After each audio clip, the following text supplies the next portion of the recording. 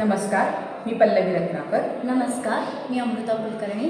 नमस्कार, मी कृतिका मुळे.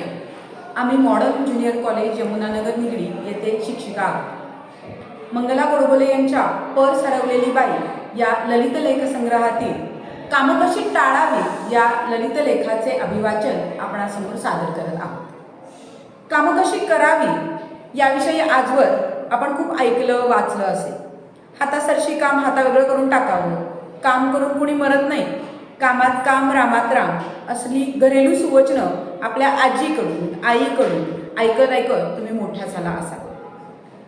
साक्षात भगवंताने सांगितलेल्या कर्मण्येवाधिकारस्तेपासून साधो करम की गतन्यारी, काम करा जग जिंका, वर्क इज वर्शिप, कल करे सो आज कर, कामावे ते सामावे या सुभाषितांचा माराही प्रसंगोत्पात आपल्यावर झाला असेल. त्यामुळे सुधारलं असेल तर तुमचं पाठांतर अंमळ सुधारलं असेल, काम सुधारण्याची शक्यता नाही. माझ्याबद्दल सांगायचं तर स्वेच्छेची, सक्तीची, हौसेची, लादलेली, आवडीची, निवडीची, भरभक्कम, फुटकळ कामं करता करता किंवा केल्यासारखं दाखवता बरंचसं आयुष्य गेल्यानंतर आता मला या सर्वातला खोलपणा जाणवायला लागलेला आहे. कामावे तो सामावे हे काही खरं नाही, कामावे ते गमावे हेच खरं. काम करणाऱ्याच्या मागे अहर्निश काम करत लागत राहतो. सुटणारे कशातूनही सही सलामत सुटतात. आत्म्याला जसा अग्नी जाळू शकत नाही, पाणी वाहून नेऊ शकत नाही, तसं काही निर्लेप माणसांना कोणतंही काम चिटकू शकत नाही, अडकवू शकत नाही, दमवू शकत नाही, अडकवू शकत नाही. त्यांच्यापुढे कामाचा डोंगर जरी रचला तरी ते पाऱ्यासारखे सर्वातून सटकतात. काम करणारा माणूस आपली सुखशांती गमावतो, शक्ती गमावतो, वाचन लेखनासारखे छंद गमावतो, वेळ गमावतो आणि सर्वात अतिच म्हणजे कामसू असल्याचं सर्टिफिकेट मात्र मिळतं. जिथे डबल ट्रिपल चौपल ग्रॅज्युएटना आज कोणी विचारत नाही, तिथे या कामसूपणाच्या सर्टिफिकेटचे काय? थोडक्यात म्हणजे काय? कामं कशी निपटावीत, करावीत, ओढावीत, उरकावीत, पडशा तंत्राने संपवावीत, उद्धरावीत हे शिकवणं काळाच्या ओघात निरर्थक झालेलं आहे. त्यापेक्षा कामं कशी टाळावीत हे सांगायला हवं. ज्यांना कामं चुकवता येतात, टाळता येतात, शिताफीनं दुसऱ्यांवर ढकलता येतात, त्यांचं इहपरलोकी कल्याण होतं. ज्यांना कामं ओढवून घ्यायची सवय असते, त्यांना साधं कोपऱ्यावर जायचं असेल तरी पायात चढवलेले सँडल काढून दोनदा कुलूप लावल्यावर किडूक पिडूक काहीतरी काम उरकावं लागतं. तिसऱ्यांदा तर कुलूप लावल्यावर फोनची वेळ वाजली म्हणून आत जाऊन धडपडत कोणती कशाची तरी खिंड लढवावी लागते. आपला असा कामबळी व्हायला नको असेल तर कामं कशी टाळावी या शास्त्राचं रीतसर शिक्षण घ्यायला हवं. त्याची प्राथमिक तयारी म्हणून सोबत काही टिप्स आणल्या आहेत, त्या द्याव्या म्हणते. पहिलं तंत्र, लग्नानंतरच्या पहिल्या वर्षांमध्ये कमीत कमी कामे करणे. एखाद्याला जसा खून चढतो तसं लग्न झाल्यानंतर पहिल्या काही काळांमध्ये काही बायकांना काम चढतं, हे माझं निरीक्षण आहे. आपण फार कामसू आहोत, आपल्या माहेरचं वळण फारच चांगलं आहे, आपण सर्वज्ञ आहोत, आपल्याला कोणतंही काम अगदी क्षणात जमतं. परमेश्वरांनी आपल्याला फक्त या नवऱ्याची या घरच्यांचीच कामं करण्यासाठी जन्माला घातलं आहे. आपल्या कामाबद्दल कोणी काय बोलायचं काम नाही असे भ्रम बाळगणारा तो काळ असतो. साहजिकच काही भगिनी अक्षरशः चेकाळ्यासारखं काम करत सुटतात. भस्म्यारोगासारखा हा कामारोग त्यांना जडतो.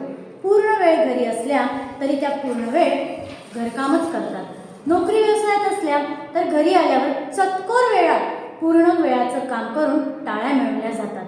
कुठे पॅन्ट नीट प्रेस करून नवऱ्याला इम्प्रेसच कर, तो कुठे वर्षभराचे मटार फ्रीज करून नवऱ्याला प्लीज कर, तो कुठे घरच्या घरी तंदूर करून नवऱ्याला कौतुकात चूर कर. अशा प्रकारच्या नशेत आपण किती अनिष्ट पांडे पाडत आहोत हे दुर्दैवानं त्यावेळी त्यांना समजत नाही. माणसाचं असं जडणघडणीचं वय असतं, संसाराचं एक जडणघडणीचं फॉर्मेटिव्ह वय असतं.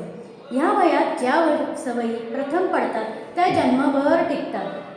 त्याला बाई माझ्याच हातचे फुलके लागतात, मला बाई ट्यूबचा चोप पण बदलता येतो, बुटाला पॉलिश करावं तर माझ्यासारखं कोणीच नाही, फ्लावर पॉटची अरेंजमेंट करावी मीच बाई, असं गुणगान गात गात नवरा आपल्याला कामाची बाई समजायला लागलाय हे आशाबाईंना पटकन कळतच नाही.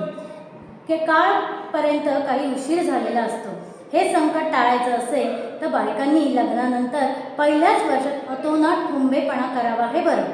आपल्याला हे काम जमतच नाही, अमुक काम आवडतच नाही, ते झेपतच नाही, फलाण्यात गती नाही, ते चुकतंय, ते विसरतंय, याचा धाक पडतो, त्याचा बाऊ होतो, अशी सतत गाराणी गात राहावी. या पार्श्वभूमीवर एखाद्या दिवशी चहा करायला चहा जमला तरी नवऱ्याला परंपार कौतुक वाटतं बरं का. तंत्र क्रमांक 2, फडशा तंत्र. काम करणे इतकंच विजेच्या वेगाने कामाचा फडशा पाडणं हेही एक काम टाळण्याचं एक तंत्रच असतं. यात पगारी काम करणाऱ्या बाया म्हणजे मोलकरणींना गुरु करावं. जरा पायऱ्या झाडगाज हे वाक्य पूर्ण व्हायच्या आत पायऱ्याच काय, त्यांच्या पुढचा चौथरा, अंगण आणि शेवटी म्युन्सिपाल्टीचा रस्ताही जाऊन सगळा परिसर केरसुणीच्या 4 फटक्यांमध्ये झाडून दाखवण्याच्या नादात वाटेत पडलेलं सामान, फर्निचर, कोचावर बसलेला माणसाचे पाय, अंगणात पहुडलेल्या कुत्र्याची शेपटी, या सगळ्यांवरून त्या फटके मारतात. या खटाटोपात कोचावरचा माणूस हलतो, अंगणातला कुत्राही हलतो, कचरा काही हलत नाही, तो हुलकावण्याचा प्रयत्नच नसतो. मालकिणीला पुढचं काम सांगण्याची उमेद राहू नये हा मूळ हेतू, आणि तो पूर्ण यशस्वी होतो. आता पुढचं तंत्र बरं का, प्रचंड दीर्घ स्टार्ट घेऊन कामे करणे. काही मुलं जसं लांब स्टार्ट घेतात तसे काही कामच अतोनात मागे जाऊन काम करतात. म्हणजे समजा पाण्याचं पिंप भरायचं आहे, जो मोजका वेळ नळ पाणी देणार आहे त्यात ते भरणं म्हणजे व्यवस्थित काम. पण काहींचा उगा मागे मागेच असतो.